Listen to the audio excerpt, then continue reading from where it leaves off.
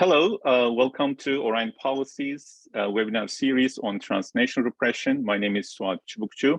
I'm an assistant professor at Towson University. I'm also a senior fellow at Orion Policy Institute.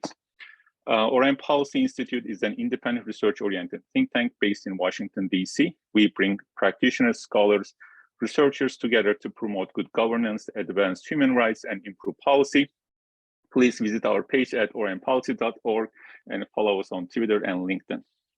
So today's webinar will be our second webinar on transnational repression. We had our first webinar 2 weeks ago with our distinguished panelists. So we had Marcus Michelsen from Brussels, who talked about transnational repression in digital space.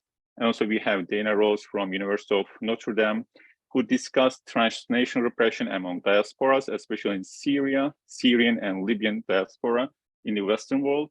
And also we have Ed Lemon from Bush School in DC. He talked about regional transnational organization in Eurasia, especially the role of Shanghai Cooperation Organization in the extraterritorial repression. So we have Yana Gorokhovskaya from Freedom House. She moderated the panel and she pretty much talked about their efforts to collect data on transnational repression and also discuss the role of Turkey as a perpetrator, also as a host state for the state repression. So if you missed the panel, you can always reach it from orionpolicy.org and also its YouTube page. Today we have another great panel to continue to talk about transnational repression. We have Noura Aljizawi and Siena Anstis from CitizenLab at University of Toronto. Welcome. And we have Natalia Hall from Harriman Institute at Columbia University. Welcome, Natalia. And we have Jing-Jie from Safeguard Defenders, and he's joining us from Paris. Welcome to all. I'd like to begin our conversation with Noura Aljizawi and Siena from CitizenLab. Noura, you have an incredible background as a victim of state repression, and you had been imprisoned and tortured by Assad government in Syria, but you managed to survive and became a vice president of the Syrian opposition forces and SNC. Then you left opposition in 2016 and initiated an NGO named StartPoint that provides advocacy and psychological support to Syrian women who have suffered torture, sexual violence in detention. Now you serve as a researcher at the CitizenLab at Monk School of Global Affairs and Public Policy at the University of Toronto, and you study digital transformation, digital transnational repression, digital authoritarianism, and human rights. And our second speaker from CitizenLab, Siena Anstis, she's a lawyer and senior legal advisor at the CitizenLab. She also does research in the areas of international law, human rights, and technology and migration. And you both co-author a fascinating research report on the psychological and emotional war, digital transnational repression in Canada, published in 2022. And your study based on the interviews with the victims and transnational repression. Would you please let us know more about your research? And just a reminder, we are going to have a Q&A session after our presentations. Please feel free to input your questions. I'm asking this for our participants, for our audience. So don't wait till end of the presentations. We'll be happy to answer your questions.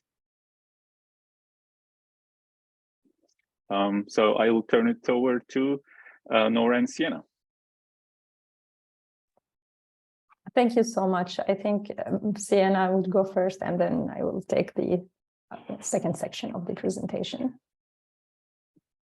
Perfect. And Noura, are you presenting slides? I don't think I can share my screen. Okay, no worries. That's totally fine. Yeah, no so thanks very much for inviting us to be here. It's a pleasure.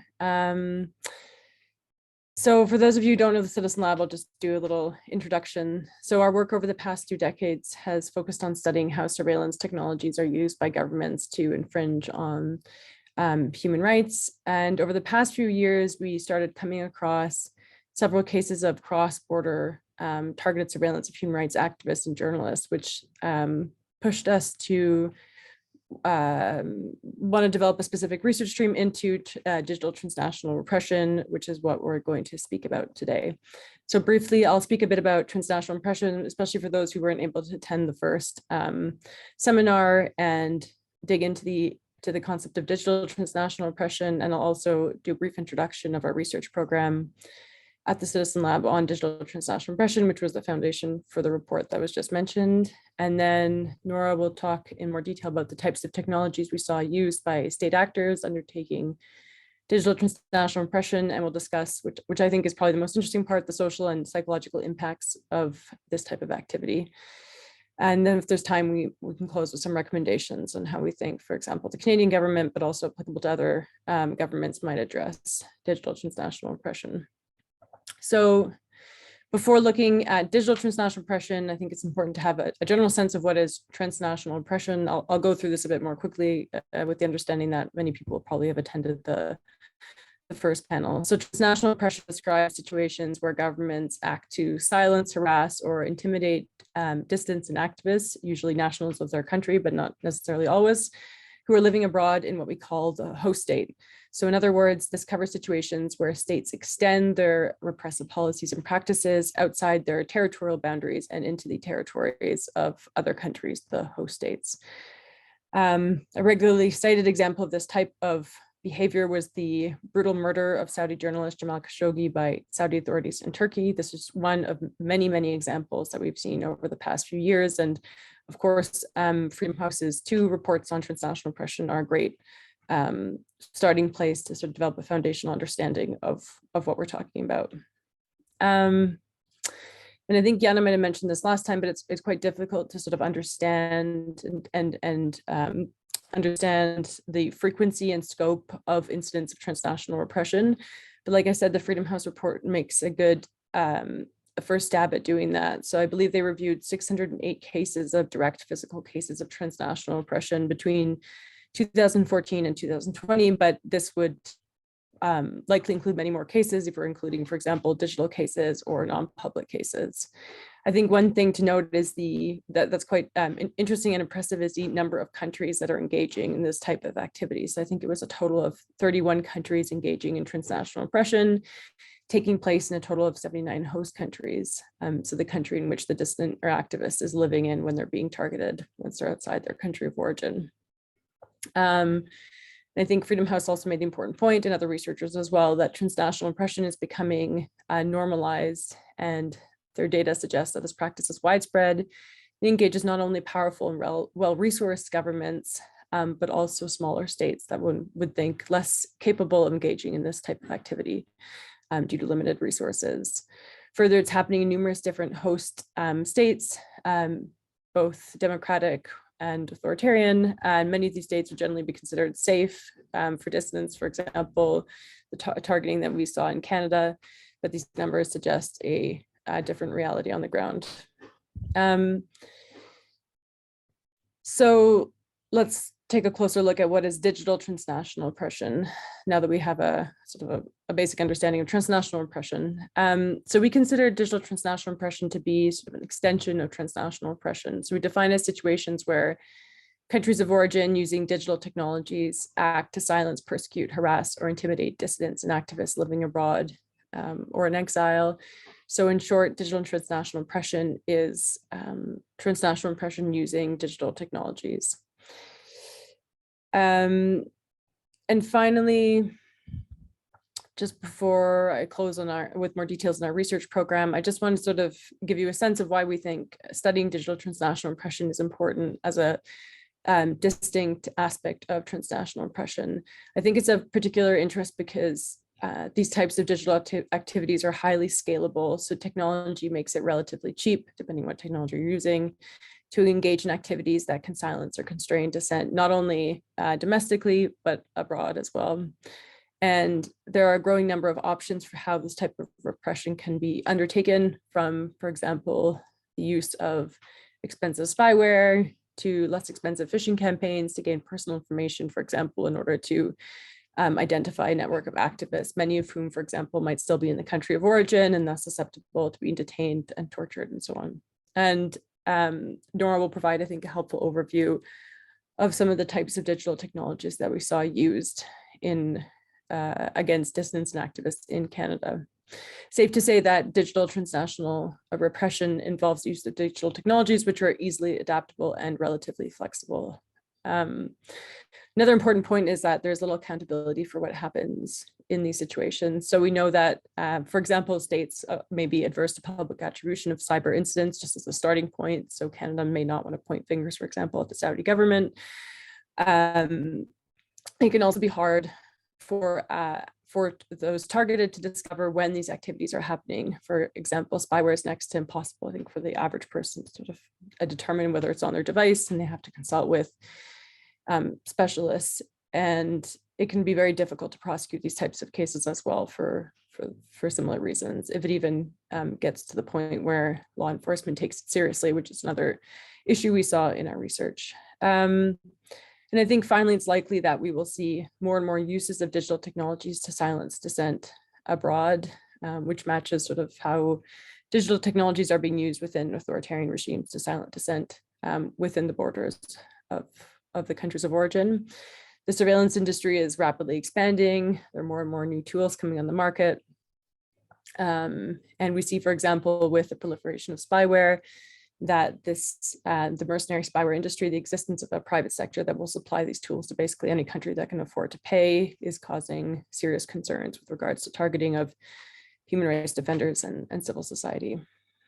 So before handing it over to Noura, I'll talk a little bit about our research program that we had in Canada, that we have been running in Canada. So as I mentioned, we've seen more and more cases of digital transnational repression in our research into digital technologies and human rights. And we were very curious to gain more visibility into what's happening in Canada because it hadn't been researched before. We were particularly interested in understanding the social and psychological impacts of this type of targeting, to understand, for example, if it prevented people from engaging in transnational advocacy, or if it impaired their ability to successfully resettle and find a new community in Canada. So participants in our research program, which is still ongoing, were people who have moved to Canada or fled to Canada from other countries and self-reported as being politically engaged still in their country of origin. This included people now living in Canada who were outspoken against their home country's authoritarian regimes, for example, Syrian activists, Saudi activists, dissidents who had fled Hong Kong, among others. And our goal was really, as I mentioned, to understand how digital transnational repression was impacting people on a day-to-day level. So I would encourage you to obviously read the report, and Noura will provide, I think, some interesting details and salient points from our research. Thank you.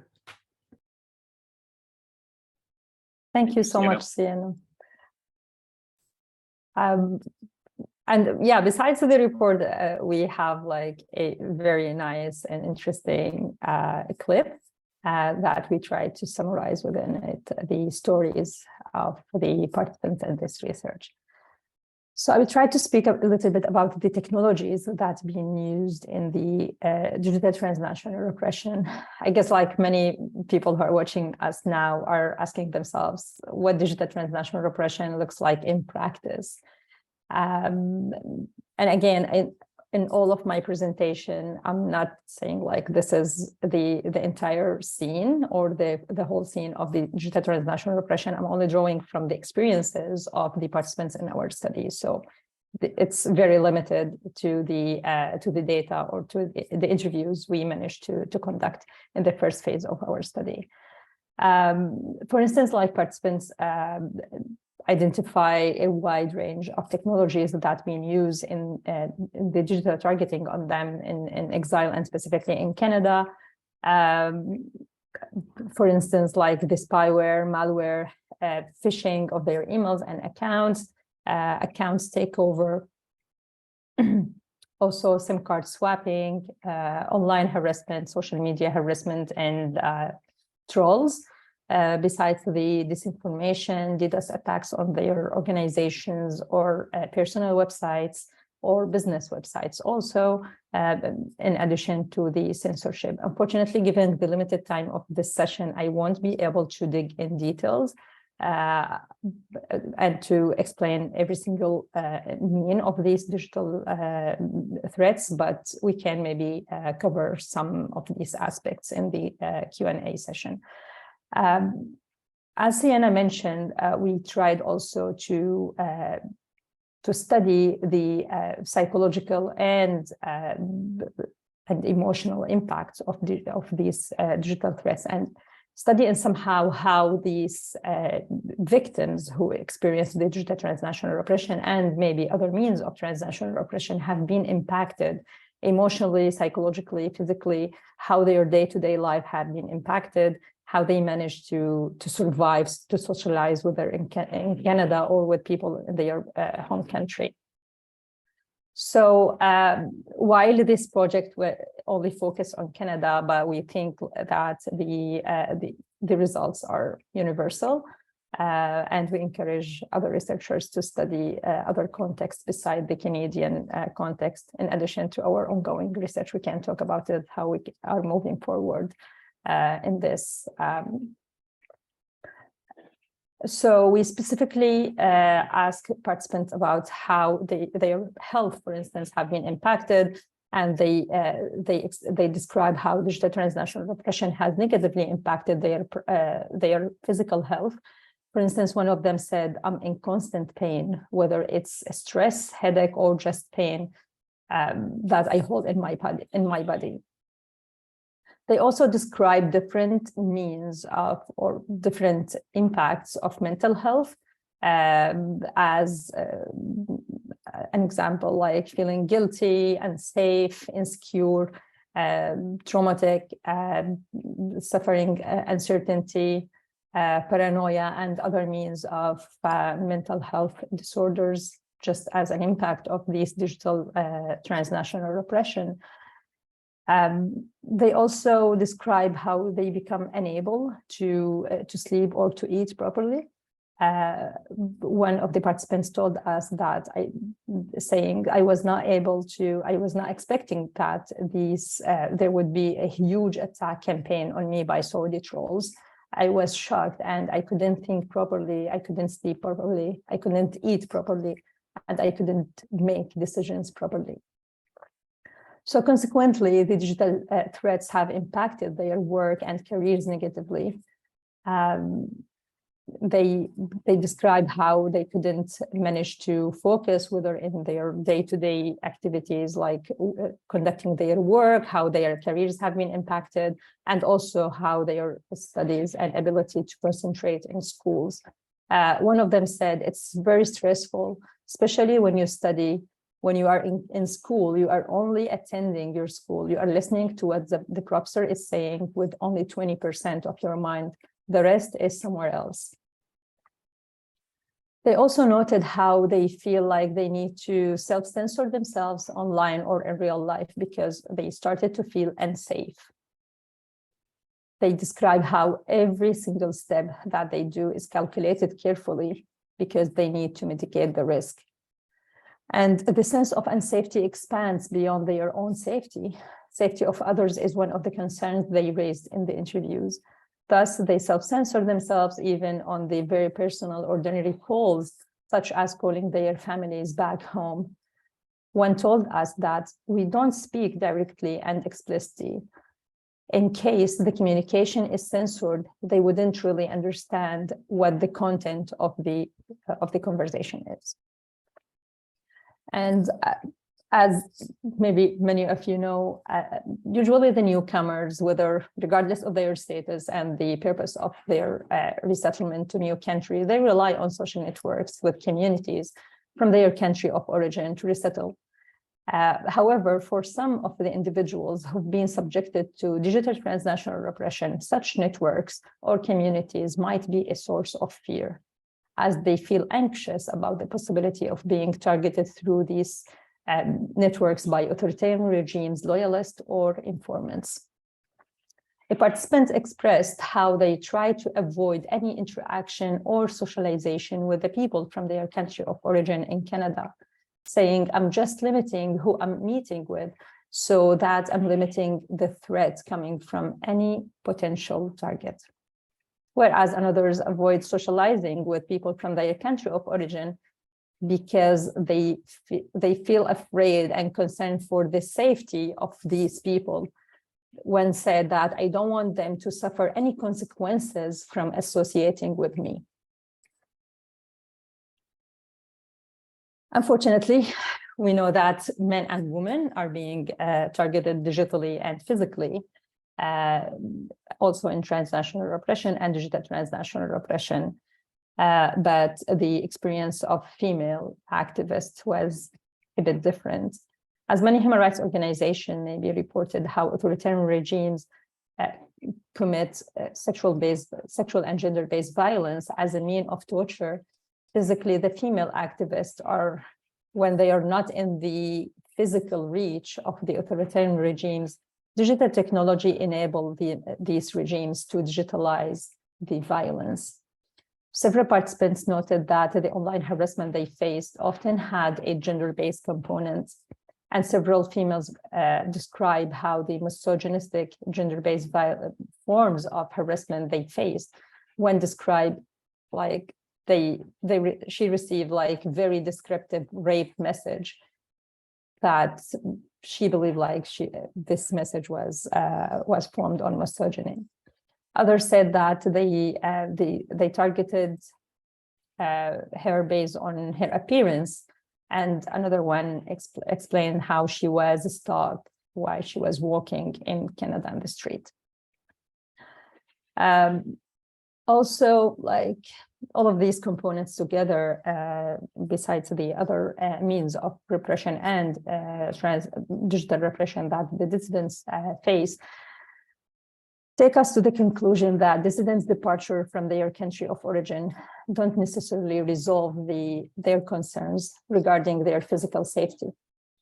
Many dissidents and activists don't feel safe in Canada, whereas, like, to be fair, some of them said like they feel relatively safe because their country of origin is a bit far away from Canada and they don't believe like they are reachable, although they are experiencing the digital transnational repression.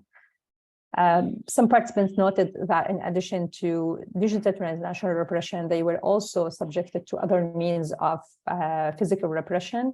Among the, like for instance, the physical threats, death threats, when received a message that don't think because you are in Canada, you are safe. Another one was told that the bullet that will go through you is made in China. And other reported that they've been physically surveilled and stalked in Canada. The question all the time was like, why you didn't, we asked the participants, we were very curious how their experience was in interacting with the law enforcement. Usually people who come from authoritarian context, they have a bit different impression about interacting with the law enforcement.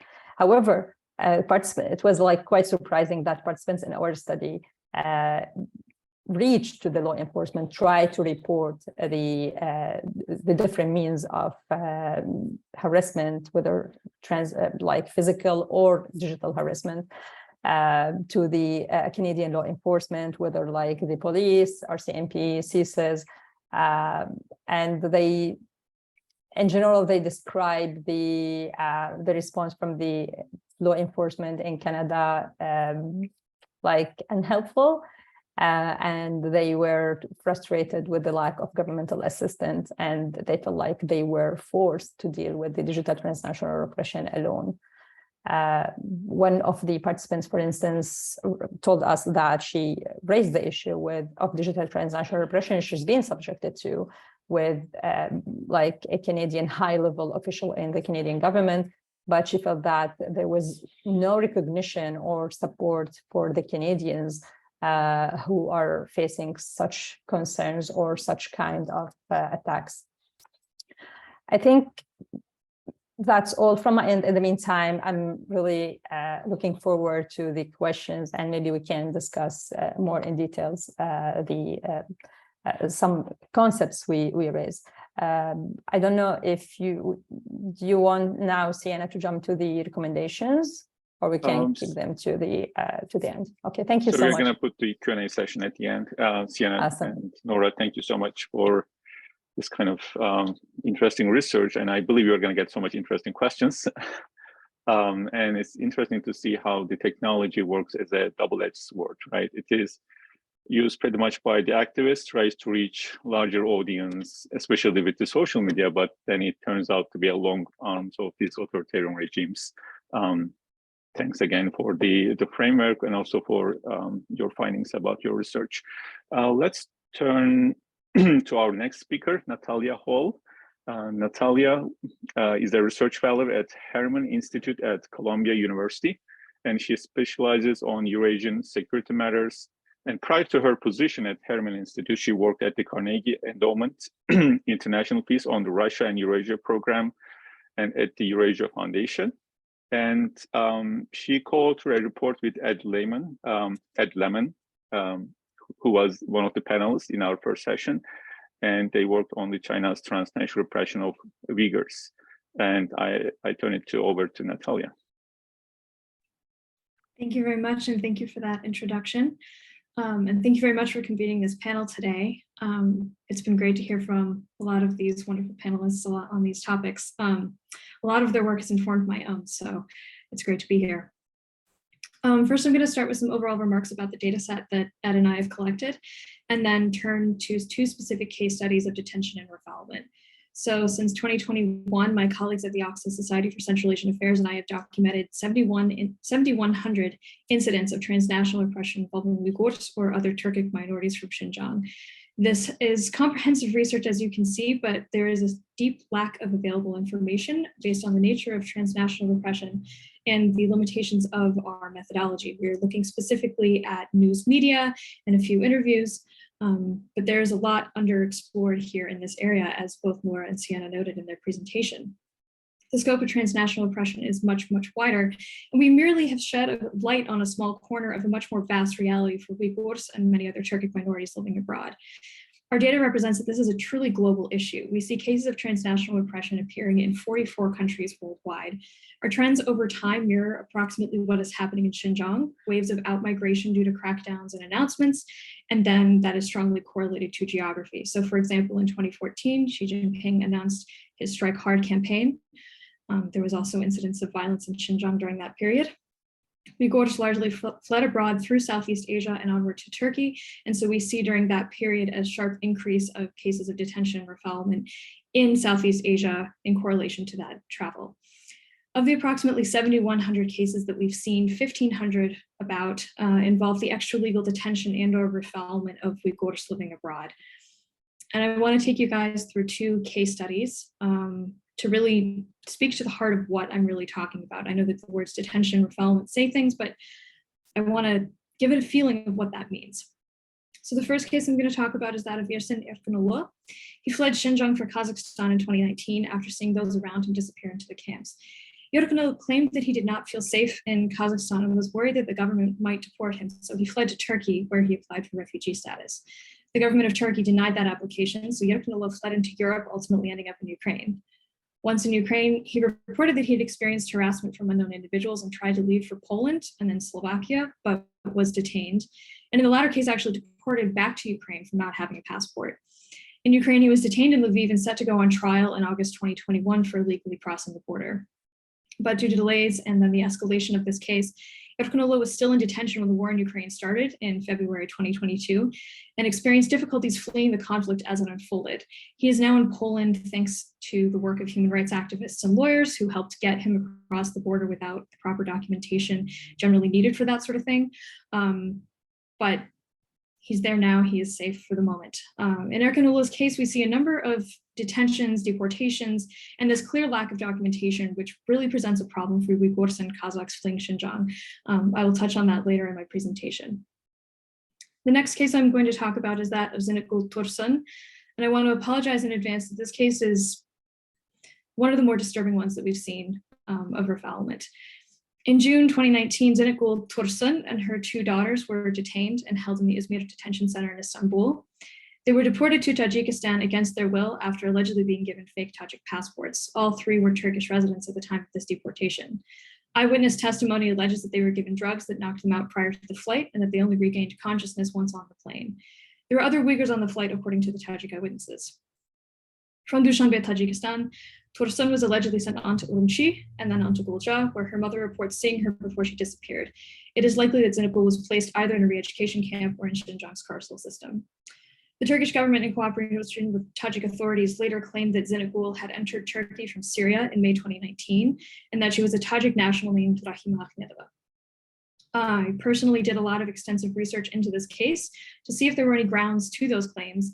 I was not able to verify anything that did not come from the Turkish government or Tajik authorities. So these claims are highly specious and don't really add up with everything else that we know about this. This is a very extreme case. This is a case that we actually coded as rendition as part of our data set due to its extremity. This has had an extraordinary chilling effect on the Uyghur community in Istanbul, with many specifically citing this case as the reasoning behind their refusal to take action or protest out of fear of detention and deportation. I also want to emphasize the role of Tajikistan here. The government of Tajikistan, as I'm sure Ed mentioned in his presentation a couple of weeks ago, often engages in transnational repression against its own citizens.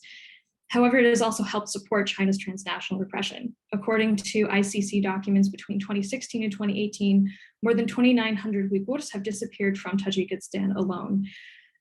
That is an estimated to be a drop of 90% of the population of Uyghurs living in Tajikistan.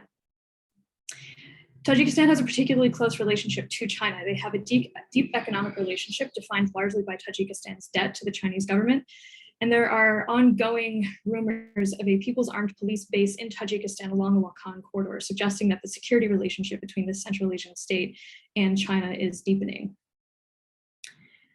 The other approximately 5,500 cases of transnational repression that we see are incidents of harassment and intimidation of Uyghurs living abroad, similar to what Siena and Noura just outlined.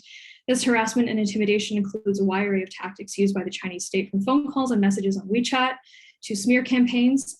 These smear campaigns are particularly difficult to watch, as they are often involving family members of the targeted individual being brought out by the Chinese state to specifically call that person a liar, a cheater, claim that they'd stolen money from the family, etc. It is really quite horrific.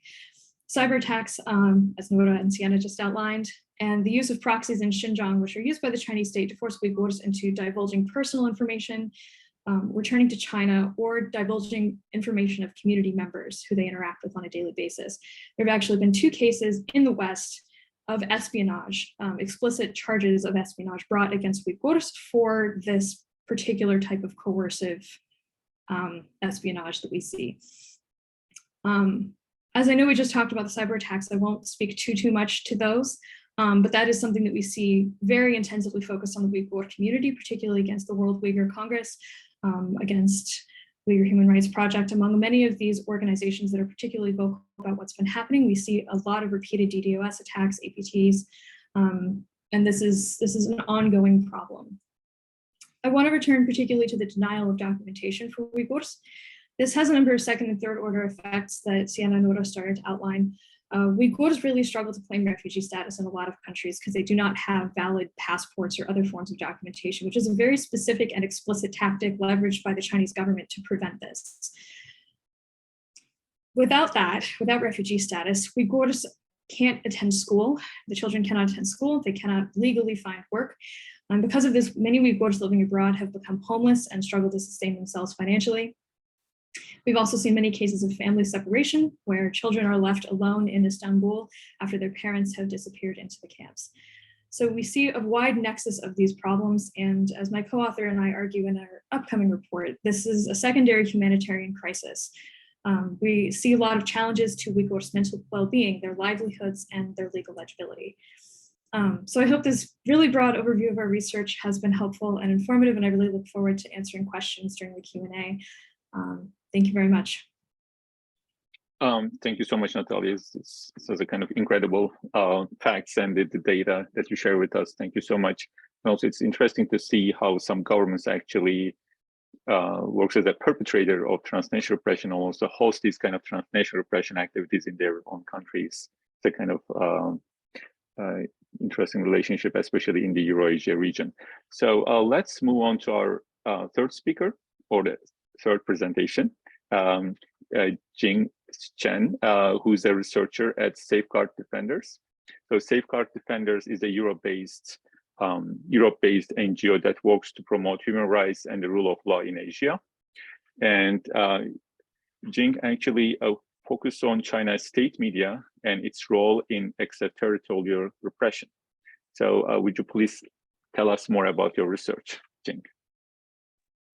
Yeah, thank you. Thank you for the invitation. So I just want to add a bit on Safeguard Defenders. Well, now it's based in Europe, but for the past 10 years, well, it also was based in Beijing. So it has a lot of local connections. So the reports and the resources we got are also kind of in relations with the daily work of the human rights lawyers and also human rights activists in China. So today I will talk about two things. One is perhaps like the general transnational repression by China through different campaigns, namely Fox Hunt and Skynet. Another one is the role of state media in kind of supporting the argument in terms of, say, going abroad to arrest or kind of persuade all those fugitives to come back to China for trial. So all of the panelists have mentioned about the transnational repression, but I would like to talk a bit more about kind of a branch of transnational repression that we call is involuntary returns. So this is a term especially to use to describe non-traditional, often illegal means of forcing someone to return to China against their will. So it often takes forms in threatening their family still living in China, or sending agents to have direct contact or have phone calls to targets abroad, or basically the last mean is kidnapping, bringing them illegally to China. So here I would like to talk about these two campaigns that I mentioned. One is Fox Hunt, Liefu. Basically, it's an operation run by the Ministry of Public Security in China. It's established in July 2014 as kind of a branch to fight people, Chinese nationals especially, who ran abroad, and then to try to find different ways to bring them back. This includes legal ways such as extradition treaties, where countries with extradition agreements with China to bring those criminals back. It also has a bit flexible and a bit vague definition of how they're gonna bring back. So including those I mentioned, having contact with agents in host countries, or basically kidnapping them. And then we also see a very interesting development after Xi Jinping came into power.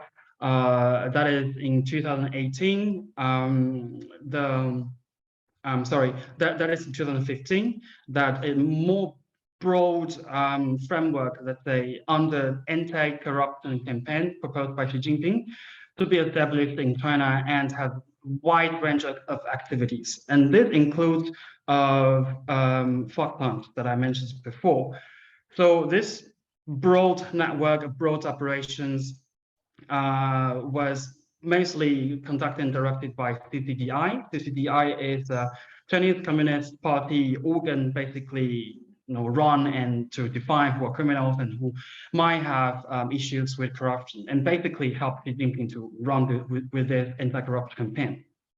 In 2018, we see this interesting development, especially in the China's National Congress with the amendment of constitutional law. That is, they established a new institution called National Supervision Commission that basically is not a real judicial or legal organization, but well, it's mentioned in this constitutional amendment, doing basically the same work, very associated with the Chinese Communist Party's work, CCDI, and then to help them to carry on all this definition of who will be fugitives, who will be criminals, who might actually doing something illegal, well, illegal according to the Chinese Communist Party's definition, and who are still living abroad. And then so they kind of supervise these activities, operations to bring people from abroad to China. And another interesting thing is with this all operations, China's state media has been very useful both for us researchers, but also for them authorities to justify their activities. So this is very important in China and abroad. One of them is the attack on human rights defenders and the trust of human rights activist societies, both in China and abroad. by having this propaganda, well, basically sponsored by Chinese state media, CCTV and CGTN, which is a international version of CCTV, that basically use clips or video from fourth measure, well, so mainly torture or other means to force people, victims of human rights defenders or human rights lawyers to say that, well, sorry, I have done something wrong, I actually committed a crime, but those confessed or basically false, pre-recorded or basically scripted by the Chinese authority. And they tag these video clips and broadcast in different places in China and also abroad to kind of build the distrust within the community, so that when a new person, say, coming abroad, finally to seek for asylum, finally trying to settle in the local community, people seeing this video clips might have this suspicion or distrust against this person. That is a bit longer term lasting impact on human rights activists and human rights defenders abroad. We also observe a different kind of way for them to increase their surveillance.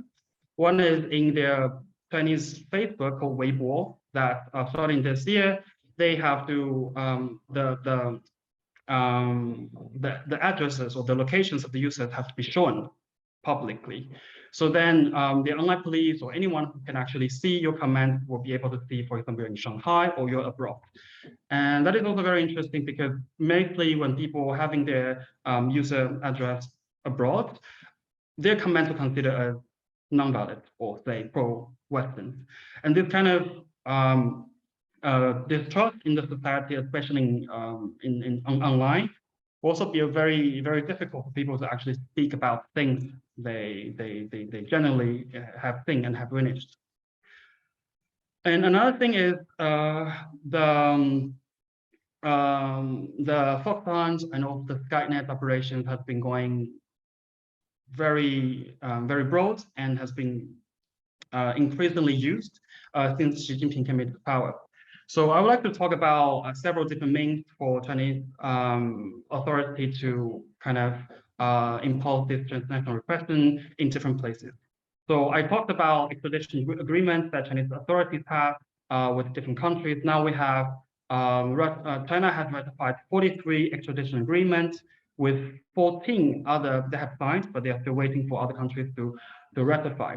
And this also includes the European countries such as Spain, Belgium, and Lithuania, and Czech Republic. So this is a very concerning issue because, well, with extradition treaty, well, China especially can demand all those countries to send people who they identify as criminals to come back to China. But it also faced a bit difficulties, especially in the case of Cyprus, where we found one person who secretly being targeted by China and then put on the red notice through the Interpol system. And this person was not able to identify or not being able to see. And I will talk about this case a bit later because this is kind of like a mixed measure that we have seen. So these are the legal means. But mostly we have discovered these illegal means, such as reaching out to their family members in China and or directly contacting themselves abroad, or basically kidnapping them from abroad. This is very kind of famous fraud by the Chinese. They say, well, no matter where you are, no matter what kind of nationality you have, as long as you have family history of China, you're always Chinese nationals. And then so Chinese government can always come after you to bring you back to China for justice. And this includes their online critics of Chinese government or any activities that Chinese government seems to be pointing out to be against the authority. So the way of kind of asking their family members in China in order to bring them back to China is especially concerning, because this is a general policy of China's overseas operation that is called persuaded return. And that is also kind of under our framework of involuntary returns. So we have this one case. This case is called Xie Weidong. who was actually the former judge on China's Supreme Court. But then he was then moved to Canada, and he started to criticize China's criminal justice system, and then he was then targeted. And he was targeted because he was contacted by the police, well, especially saying that, well, his sister in China has been detained. And in order to save his sister, he will have to come back to China and to face the justice. And this is just one of the examples where we have recorded several ones. Another method is to send agents overseas, and this, as I say, it's a bit more complicated because technically Chinese police cannot operate in foreign soil, but then sometimes Chinese police can also get just tourist visa and then operate in different countries illegally. And we have seen well, several countries actually. So in the US and also Canada, intelligence and also government officials have issued and has actually started investigations about Chinese agents operating in their countries. One of the examples I would like to highlight from our recent report that is called 110 Overseas. Basically, Chinese police established this relationship with local overseas associations. Mainly these associations having, connections with China's governments. And quite often in this small, say, association, they have these police service stations. What does it mean, police service stations? Well, according to them, this is a station that is to help them to get, say, driver's license, or well, to help them with registrations if they have a child born abroad. But then this can be also used in different forms. One of the cases we found in Spain, that was this person who originally came from China, but then came into Spain. He was then reached out, well, through this kind of network, like this Chinese Overseas Associates network, to reach out to him to be able to tell him that, well, actually, the Chinese police have located you and has also brought in your family member, and then we are going to have this kind of online meeting. Well, basically, the online meeting is with present officials, police, and also prosecutors. In this online meeting, they try to bring this idea about, well, this is very important for you to come back to China. But then, of course, this way of being able to locate this person abroad and then to bring him back into this online meeting at the presence of China's local police and prosecutors is very concerning. We're only able to identify 2 cases that's being recorded by the official documents in China. Only 2 cases. One is in Spain, the one I mentioned, another one in Serbia. Well, we also discovered several different police stations all over the world. There are 50 something stations all over the world. And after trying to reach out to them, asking what kind of services they actually have, usually they don't answer. And then this is a new development we have found.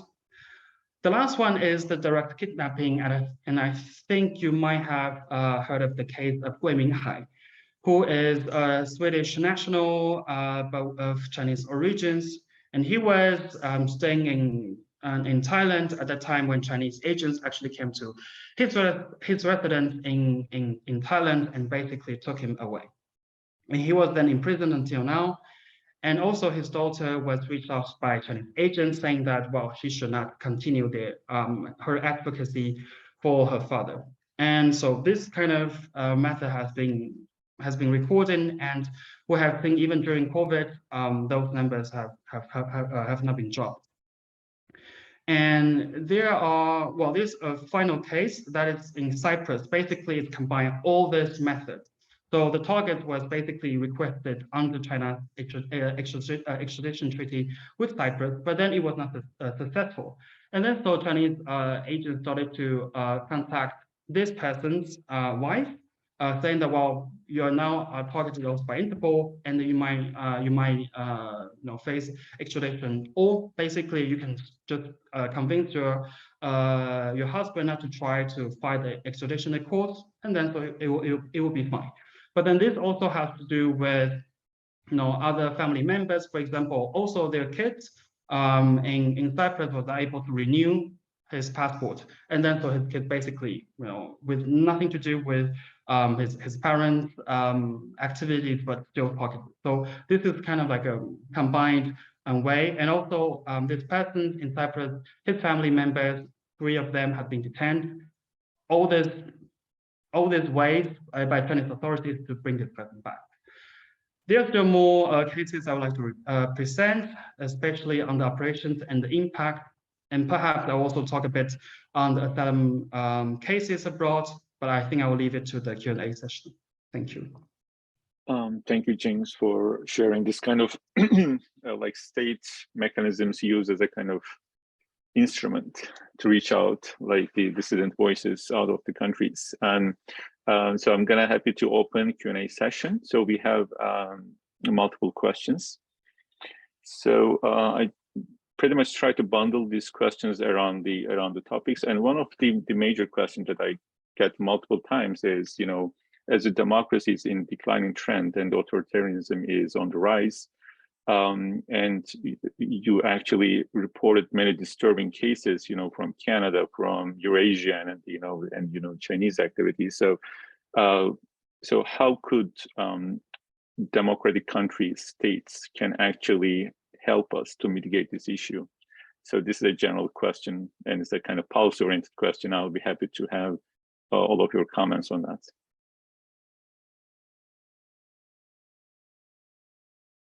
Please jump in. Feel free to jump in if you want to respond to this question.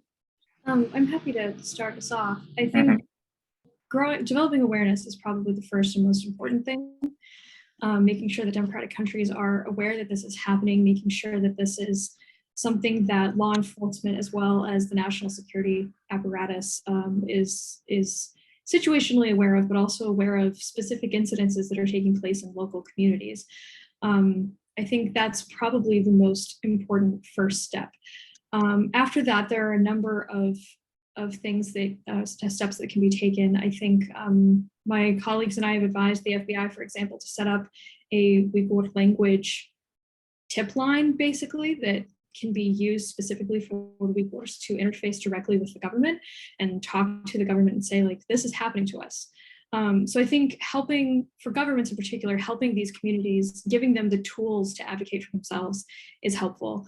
That being said, there are a lot of conditions that we've all discussed here today that make advocating for oneself incredibly difficult, make that something that many of these members of communities do not necessarily want to do. And so I think making this a priority, making this a national security and law enforcement priority, and making sure that these communities are aware that they can speak out and that there won't necessarily be repercussions, and these governments are here to help protect them, I think is key. Particularly in cases of digital transnational repression, thinking primarily of the United States as I say this, and I am eager to hear what our Canadian and European colleagues have to say.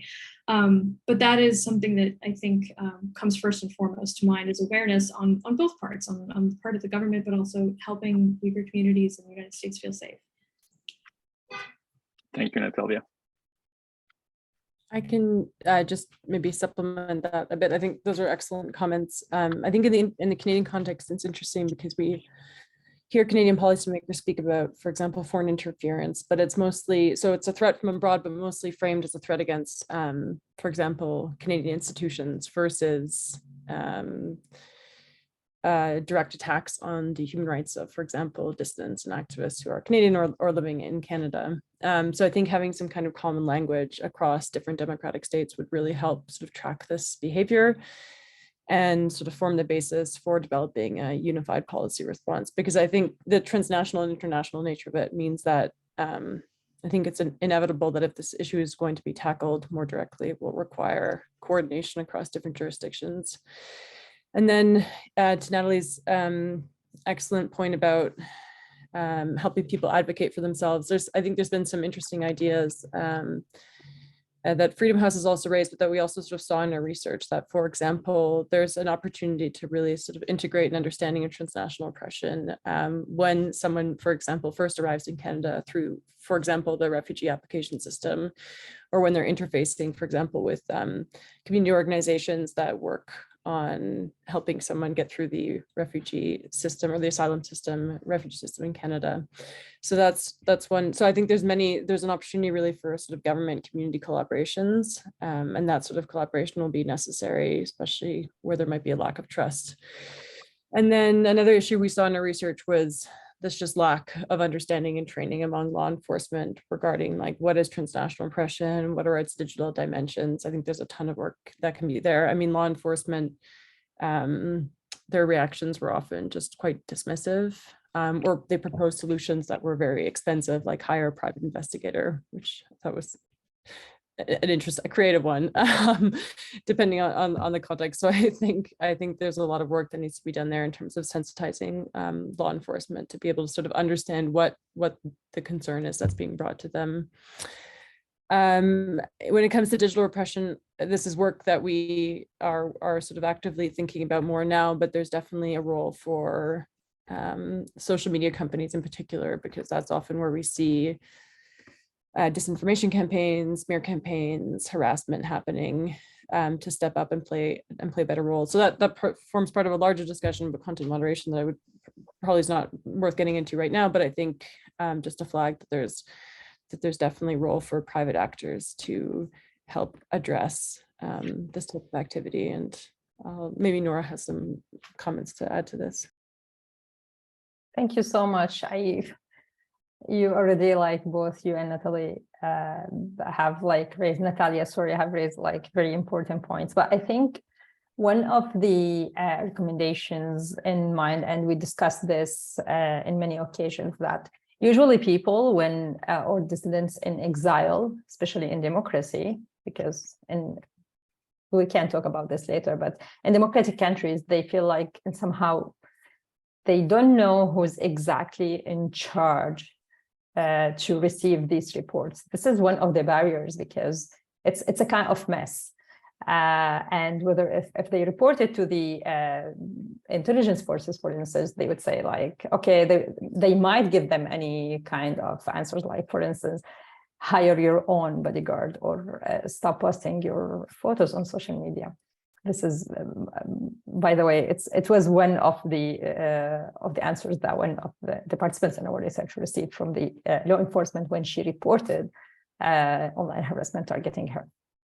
Anyways, this is one of the barriers that people usually don't know to which government agency they need to report. The other one, which is like, and somehow also the trust. The immigrant communities have long history of mistrust with many of the law enforcement agencies, and this issue should be addressed. Besides the other concern that the status of these people regarding, like, it could be one of the concerns, and their concerns about any information they might share with the law enforcement could be used against them. It might prevent them from sharing the information or reporting any kind of whether digital or physical incidents targeting them.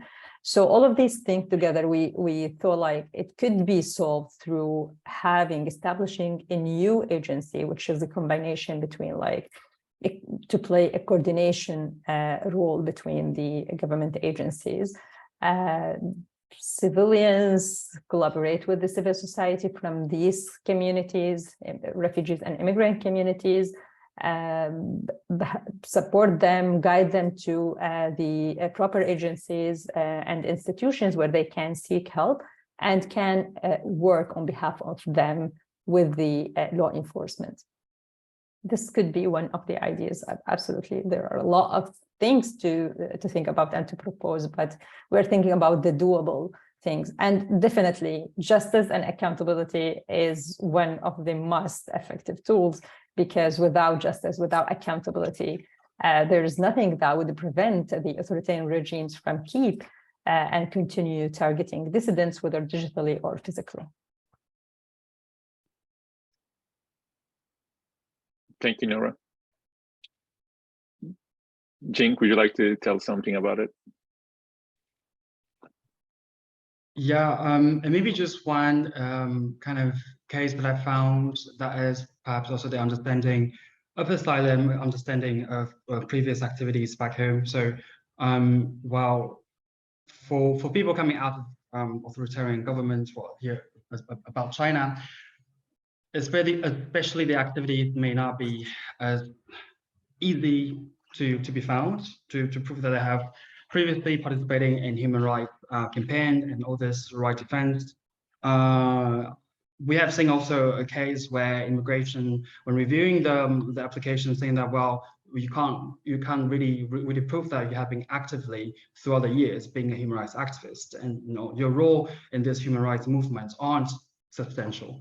And this is also kind of an issue because sometimes in especially crackdown, we're seeing after Xi Jinping took power, it's a bit hard for every single activist to be as present as before. And this also posed an issue for people who had this opportunity to go abroad and then to want to continue the advocacy, but then are being denied to stay. And then again, it comes back to this issue. Well, if they are not able to prove they have been actively, also very vocally advocating for human rights, then they might also face deportation. And then again, that's why we has been campaigning this non-refoulement principle that they should not be deported. And this is just one case that I think a lot of time immigration or those sort of knowledge are not being built in either law enforcement and also the immigration to be able to understand their situations. Okay, thank you so much for your answers. And you pretty much highlighted the law enforcement and its role, increase the awareness. And I just want to learn, if you have further ideas about how to make law enforcement ready and prepare for this kind of transnational repression activities and also victimization, especially with Noura, you provided pretty much specific and disturbing examples in Canada. Do you have any kind of further ideas about how to make law enforcement and security forces ready, especially in these countries like Canada? I think, as Natalie mentioned, knowledge is the first base. Most of the times we can't accuse the law enforcement that they are not willing to help, but maybe they don't have the proper understanding of transnational repression and digital transnational repression. This is, I believe, this is where the change should start. Besides the training on what are the best way to respond to these concerns and reports of dissidents and refugees in this country, addressing the other when we speak about immigrants and refugees and asylum seekers, for sure we are speaking about one of the most vulnerable communities in any country around the world. So, and there are a lot of other dimensions to be addressed. For instance, the gender dimension, which is very important. And most of the times it's absent and it's not addressed, and whether in the governmental or in the law enforcement response on our speeches, along with others dimensions, as also Natalie mentioned, how to respond to the barriers of language. Many of these people don't speak the language of the formal language of the country, how to make things easy for them and easier for them to report and to communicate easily and directly with the law enforcement and the governmental agencies. And yeah, definitely the other kind of supports, for instance, the legal support, also the mental health support, which is in many countries, it's not affordable and it's highly needed.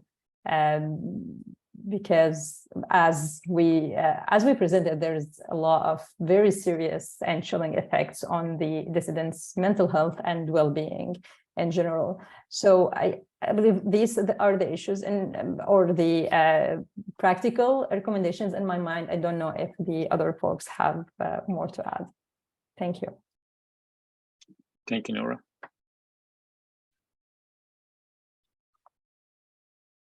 Natalia, you are mute, sorry. Can you hear me now? Yeah. Wonderful. I just want to give a strong +1 to everything that Noura just said, absolutely. And I think the United States government has done a decent job of, I think, taking the matter seriously. the FBI has written a number of bulletins specifically speaking to the digital transnational repression threat that Uyghurs face in the United States. And there are specific designations in various legislation that has passed through Congress that the intelligence community has to report back to Congress about specific matters involving the Uyghur community, some of which involves the Uyghur community here in the United States, most of which is particularly pertaining to what's going on in Xinjiang proper. So we're seeing this developing awareness, and I think the Biden administration has spoken out about transnational repression and explicitly started calling it that. It started using that term to address this array of problems, and so I think that we're starting to see in the United States a sea change. We are starting to see that happening, but I think what we're looking for more now is for that to become, obviously the wheels of bureaucracy turn slowly. We would like to see things move a little bit faster. And I think the universal use of this term, as Siena mentioned and Noura mentioned, across jurisdictions, across, within government, and then also across governments internationally, I think is something that I really want to double down on and emphasize is really important into how we talk about this. Because it's very hard to build awareness if we're not all on the same page about what it is that we're talking about. And so I think while the Biden administration is doing a really great job, I think there's more to be done. And I think we want to see that. And to Jing's point during the last segment, I think one of the other things that greatly concerns human rights organizations, particularly pertaining to Uyghurs, is refugee status in the United States. That's something that we see a lot. There's a lot of Uyghurs stuck in the pipeline at the US Customs and Immigration Service. And so I think getting clarity about the status of their applications, being able to accelerate that process, give them a special designated status, is something that we also are really advocating for on a regular basis, and is something that's really important to giving these Uyghurs a place to go when places like Turkey and Tajikistan and Ukraine are not safe. So that's something I also just wanted to add. Thank you, Natalia. I would like to add also the issue of deportation, as Natalie just mentioned that, sometimes, well, in terms of deportation, they would send them to, say, countries where they helped on the flight, but then also it might be dangerous also for them, because they might be countries where there are certain judicial cooperation or deportation agreements where they can also be sent to China. And we have seen also cases like that. We also call it a kind of a different way of indirect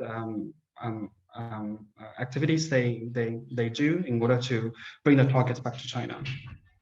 Another thing that we have also observed is this China's diplomatic promises to different governments or the law enforcement, especially when law enforcement are about to send those victims to China. China usually kind of say that, well, we're going to ensure this person won't be persecuted, or at least to follow our law. But then there's no always, well, it's not always that like the law enforcement know about China's rule of law issues, issues of sex lawyer, issues in terms of torture in detention. So then this kind of diplomatic promises are not supposed to be considered and supposed to be invalid. And then we also know that by international law, diplomatic promises cannot be a way for government to be like, then we're okay to deport this person or extradite this person to another country. So that is just another issue I would like to highlight. Maybe coming back to that law enforcement, well, in general, as I mentioned, that we have found certain let's say extraterritorial activities of China's police in different parts of the world. We have found many in Europe, especially big cities where Chinese nationals tend to live. We are very sad that, well, so far we have only seen Canada, the US, Portugal, and Spain start to have investigation, but they're not other countries, for example, Germany, Netherlands, or other countries that start to take this seriously. As we know about, dissidents abroad, either they have the status of refugees or they have the status of professionals, students abroad. they might still be targeted by this, obviously, policing measures by the Chinese authorities. And this could be also not just by Chinese governments, but also other countries' authorities operating abroad. And I think this kind of sense of understanding and this, this urgency for those governments or city, municipal governments to act is very important. But sadly, we haven't seen really much done by all these governments. Siena, you're a lawyer, and especially for law enforcement to be effective, there should be a legal framework, right, to enforce the law. And you talk about the challenges. Do you see any kind of improvements in the legal framework? Yeah, I think one of our recommendations we made is that there needs to be a serious examination in Canada and elsewhere regarding how prosecutions of these types of cases would work because of the extraterritorial dimension. So that's one complication. And I guess another one is for victims or targets seeking a remedy. There's also this issue of the complications ensuing a foreign state in particular that, potentially could be resolved by some particular legislative amendments or particular legislation that would at least facilitate this type of litigation. So I think I don't have any great answers right now, but I think it's definitely an area that needs to be explored further to both facilitate criminal prosecutions, but also civil prosecutions brought by targets.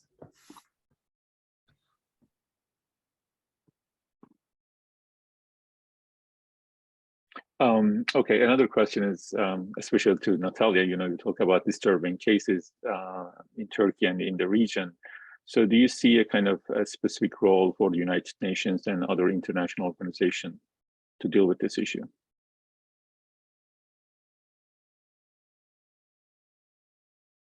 You are mute, Natalia. Sorry.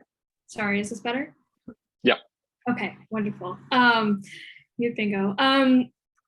I think particularly with the Uyghur ongoing humanitarian crisis that we see both abroad and within Xinjiang and the human rights violations and the genocide. After what we've seen recently from the UN, I think it is very difficult to have a lot of hope in international organizations helping out. If a vote can't even get outside the specific human rights body of the UN to have a discussion on what is happening in China, I think it is very difficult to hold out hope that the UN is going to step up and play a significant role in any way, shape, or form regarding this crisis. And I think one of the other things that we often see is that Uyghurs claiming refugee status through the UN are not necessarily safe from refoulement or detention. And so I think recognizing that the UN has a purpose and does good in the world, I think, yes, it does. And I don't think we should abolish the UN for any reason. I think that it has a purpose and has a role and does good work. But I think that there are also serious limitations to that work that need to be considered and discussed and addressed in a thoughtful and I think comprehensive way, because there are things happening outside the UN framework that the UN hasn't been able to help with. And I think evaluating that and discussing that is important and something that is above the calling of this panel perhaps, but something to be discussed on a broader scale at a later date.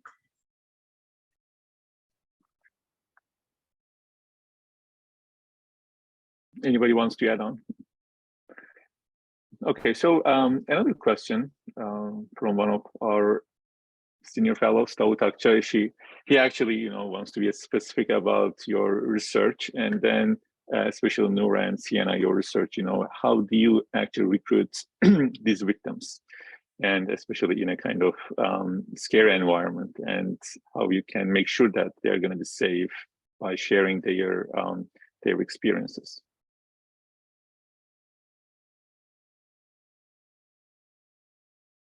I can go.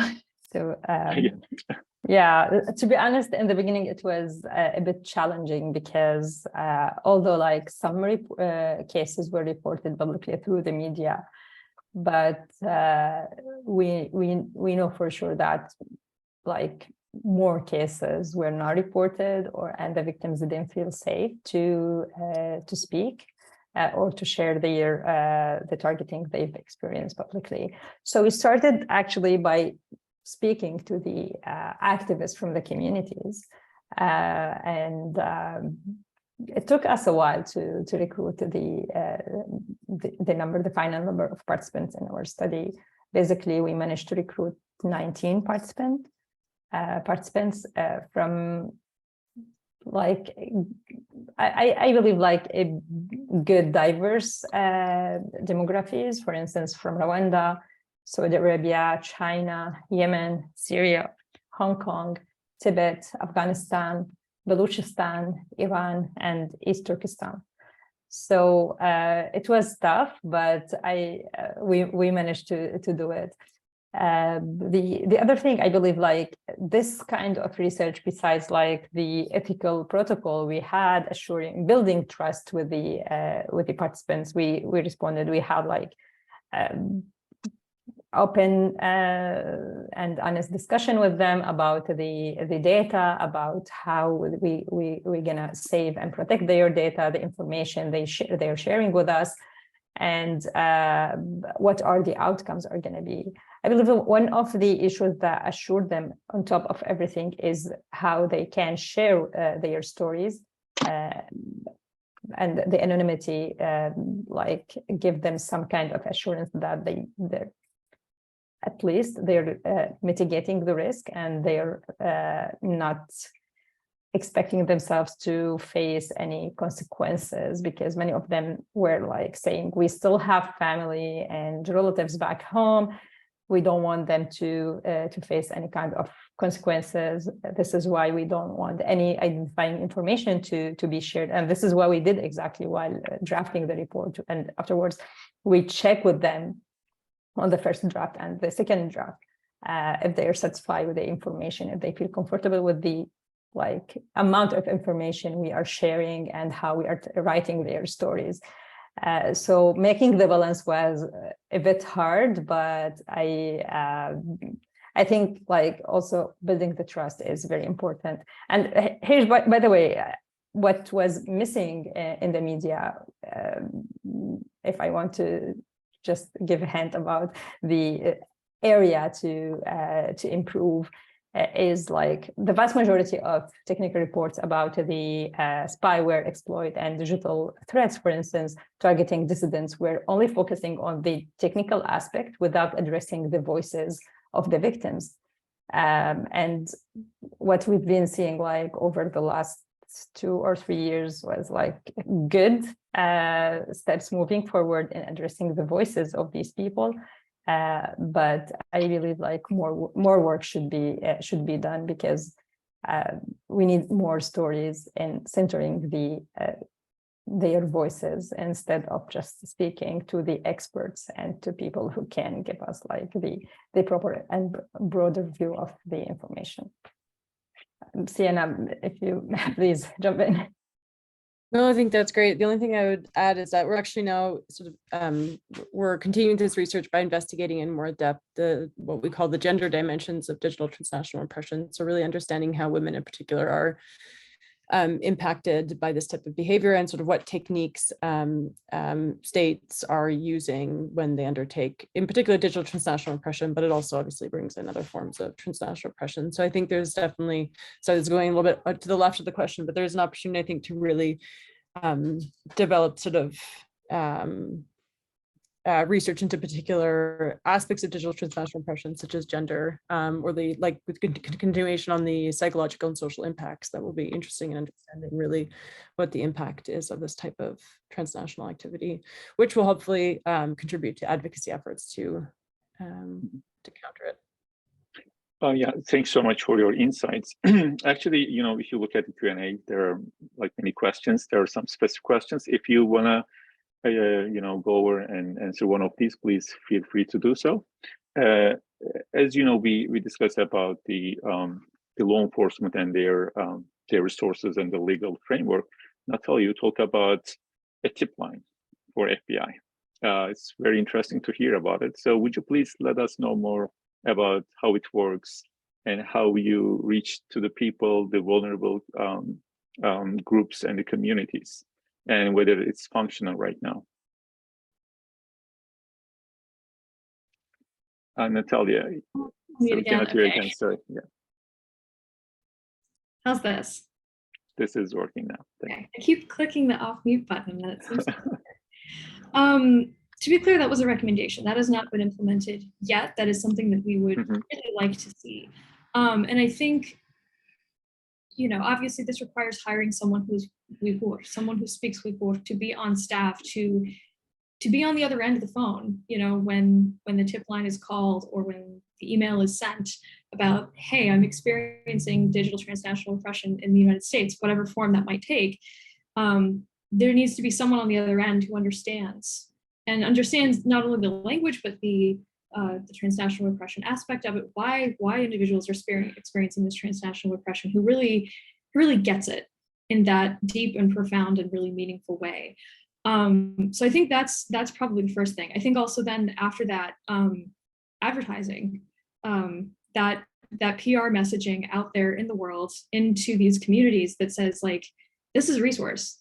We're specifically, you know, coming to you with this resource. And so I think, as Siena and Noura have really outlined, I think there's a really ample room there for civil society and government to partner to help get that message out there if such a thing were to be implemented, which, you know, it would be really great if it was. There's a lot of room for partnership there. There's a lot of room that, you know, civil society organizations can really carry that message to individual people.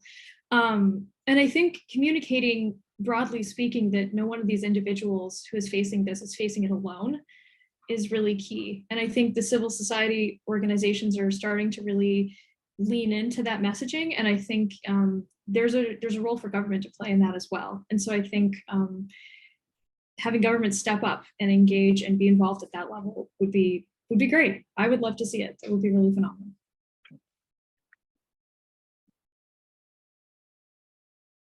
So anybody else wants to join in?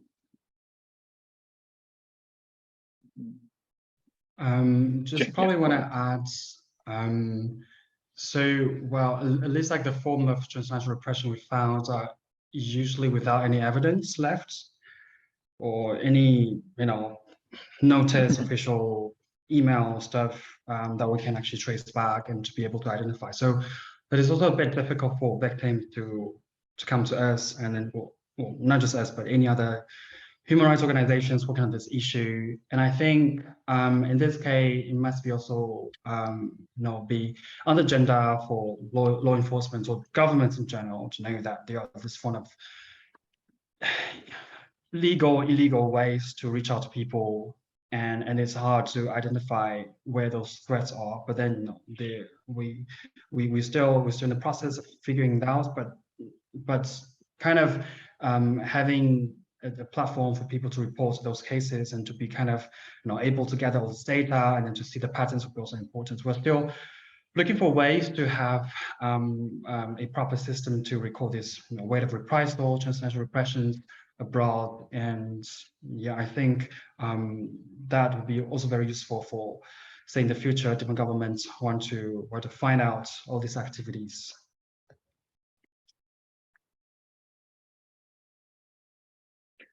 Okay, so we are almost on time, like completing the session.